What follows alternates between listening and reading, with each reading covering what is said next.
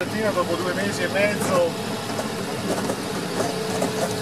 stiamo navigando con il nostro Getac che non ci ha mai abbandonato. Davanti a noi la grande salina che attraverseremo prima di entrare al confine del passo Jama per entrare in Cile, a San Pedro de Atacama,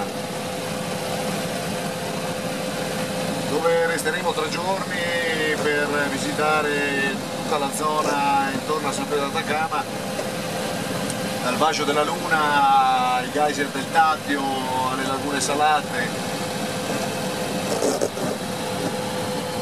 E poi niente, poi saliremo nuovamente per entrare in Bolivia, verso gli altipiani boliviani, incontrando le varie lagune, e lì viaggeremo mediamente sopra i 4.000 metri. Sarà una dogana a 5.040 metri che faremo ad Apacheta dopo la migrazione Bolivia, e dopo attraverseremo il deserto del Salvador Dalì per poi raggiungere la laguna di Honda e poi ancora verso il Salar de Uyuni. Il viaggio ad oggi è andato molto bene, non abbiamo avuto particolari contrattempi.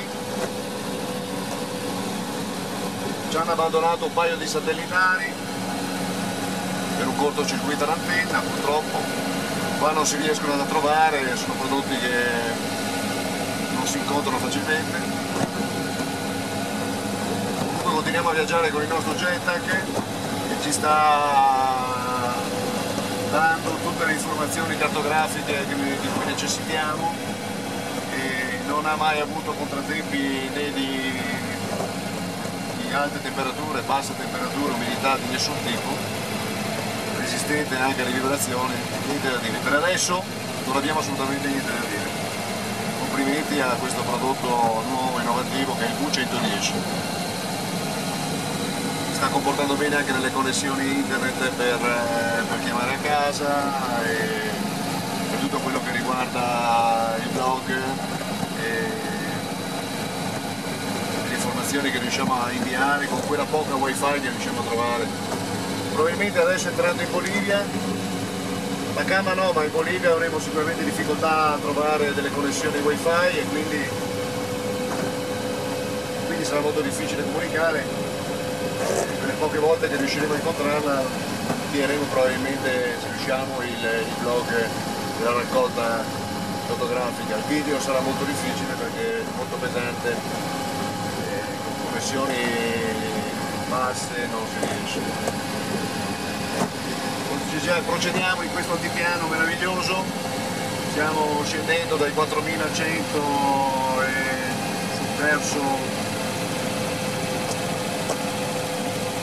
verso, non mi ricordo come si chiama? Passo da Jama? Passo da Jama? No, prima del passo di Jama che Susque. Susque.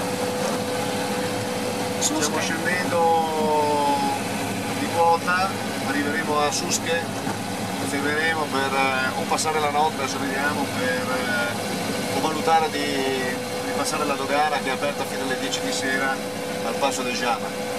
Susque dista 80 km da qua, quindi facilmente lo raggiungiamo in un paio d'ore, e dopo valuteremo se fare altri 150 km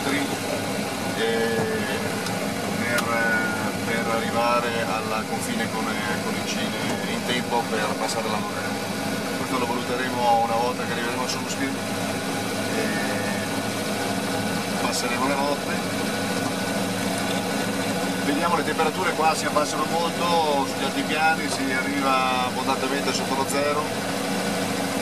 Stiamo incontrando una stagione fortunata perché dicono che c'è un caldo insolito e dovrebbe essere molto più bassa la temperatura, quindi raggiungere sicuramente i meno 13, 14, anche 15, 18 gradi. Per adesso abbiamo incontrato i meno 10 che non hanno causato problemi di nessun tipo. Il Narciso continua a viaggiare bene anche sopra i 4.000 metri.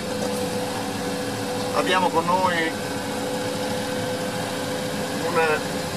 una cipolla che è un consiglio che ci ha dato un locale, è un trucco che si può adottare in alta quota, velandola bene e incidendola con un fil di ferro all'interno del filtro dell'aria aiuta a far respirare il motore, quindi potrebbe essere un'alternativa sopra i 4000 se vediamo che troviamo dei contrattempi